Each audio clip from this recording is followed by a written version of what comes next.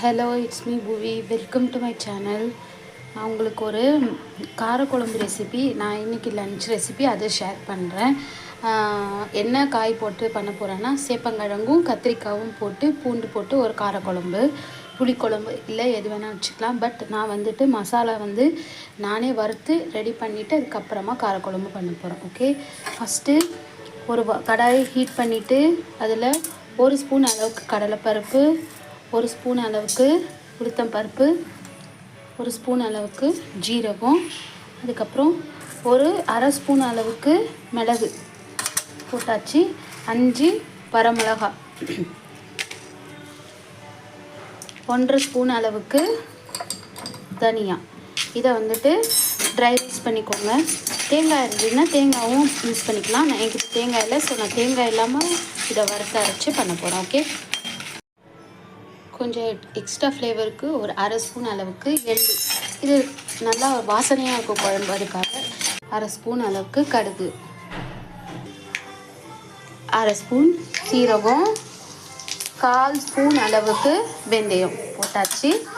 இப்போது இதுக்கு தேவையான அளவுக்கு, இந்த காரக்குழம்புக்கு தேவையான அளவுக்கு ஒரு வெங்காயம், கருவேப்பிலை. ஓகே, நல்லா தாளிச்சுக்கோங்க. ஒரு 10 பல்லு பூண்டு போட்டுக்கோங்க. வெங்காயம் நல்லா வதங்கிட்டுருக்கு. இப்போது தக்காளி இதையும் போட்டு நல்லா பச்சை வாசனை போகிற அளவுக்கு வதக்கிக்கோங்க. ஒரு தக்காளி இல்லைன்னா 2 தக்காளி. காரக்குழம்புக்கு எப்போவுமே கத்திரிக்காய் வாசனைக்காக நான் போட்டிருக்கேன். அப்புறம் சேப்பங்கிழங்கு வேக வச்சு அது ஒரு 150 கிராம் அளவுக்கு இருக்கிறது போட்டிருக்கேன். இதை நல்லா வதக்கிக்கோங்க. அந்த மசாலா அரைச்சி ஊற்றிட்டு 1 ஸ்பூன் அளவு red chilli and turmeric powder போட்டாச்சு.